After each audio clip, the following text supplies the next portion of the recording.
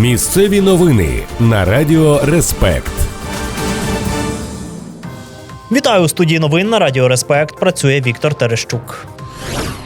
У Рівному судитимуть групу наркодилерів, які налагодили постачання психотропів прямо до слідчого ізолятора. Схему організував 29-річний житель Вараша, який уже перебуває під вартою за аналогічний злочин. До справи він долучив двох знайомих на волі. Ті купували заборонені речовини, маскували їх у посилки серед продуктів та засобів гігієни та відправляли до СІЗО. Правоохоронці задокументували 6 таких фактів. Наразі досудове розслідування вже завершено, матеріали передали до суду. Тепер усім 3 фігурантам загрожує до 10 років за ґратами з конфіскацією майна.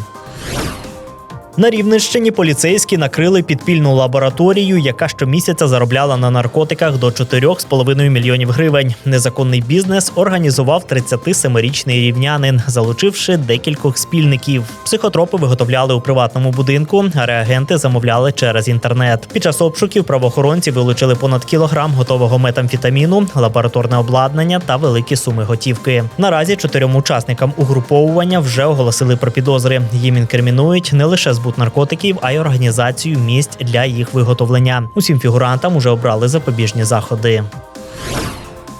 У Хмельницькому суд виніс вирок майорці медичної служби, яку звинуватили у хабарництві. За даними слідства, ординаторка військового госпіталю разом із спільником вимагала $5000 за допомогу в оформленні непридатності до служби. Гроші передавали частинами. Перші $3200 медикиня отримала під час зустрічі в одному із ресторанів міста. А решту після того, як військового офіційно визнали непридатним. Сама підсудна провину не визнала, назвавши зустрічі випадковими, а звинувачення наклепом.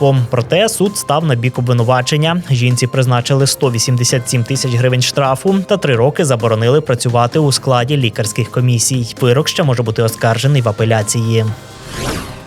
До 8 років за ґратами загрожує жителю Квасилова, який за декілька тижнів встиг вчинити цілу серію злочинів. Справу 38-річного чоловіка вже передали до суду. Про це повідомили в Рівненській окружній прокуратурі. За даними слідства, чоловік спочатку викрав у знайомого банківську картку, з якої витратив понад 16 тисяч гривень. Згодом під час сварки в кафе він жбурнув скляну пляшку в обличчя жінки, а ще за декілька днів обікрав іншого свого товариша, винісши з його оселі золоті прикраси та 400 тисяч гривень. Крапку у діяльності фігуранта поставили правоохоронці, які під час обшуку в готелі вилучили у нього ще й бойову гранату. Наразі квасилівчанин чекає на вирок суду.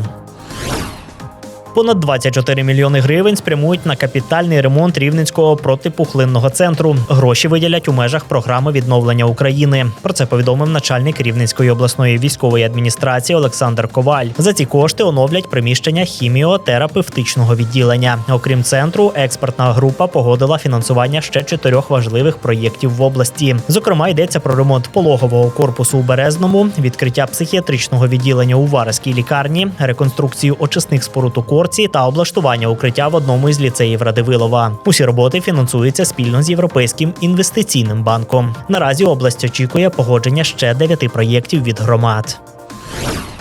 Майже 14 мільйонів нових дерев висадять цієї весни на Рівненщині. Роботи вже розпочали. Про це повідомили у Рівненській обласній держадміністрації. Загалом ліс планують оновити на площі понад 2000 гектарів. Пріоритетом залишається не лише висадка нових саджанців, а й збереження самосійних лісів. Це ділянки, які заліснилися природнім шляхом. Наразі в області вже ідентифікували понад 1200 гектарів таких територій. Нагадаю, що ліси займають близько 40% нашого регіону, тому їх відновлення є стратегічно важливим. Радіаційний фон на Хмельницькій атомній електростанції у межах норми. За повідомленням інформаційного центру ХАЕС, показники на промайданчику та в 30-кілометровій зоні спостереження відповідають нормальній експлуатації енергоблоків та не перевищують природного фону. Це всі новини на цю мить. У студії Радіо Респект для вас працював Віктор Терещук. Не перемикайте, залишайтеся разом з нами. Далі ще буде багато цікавого.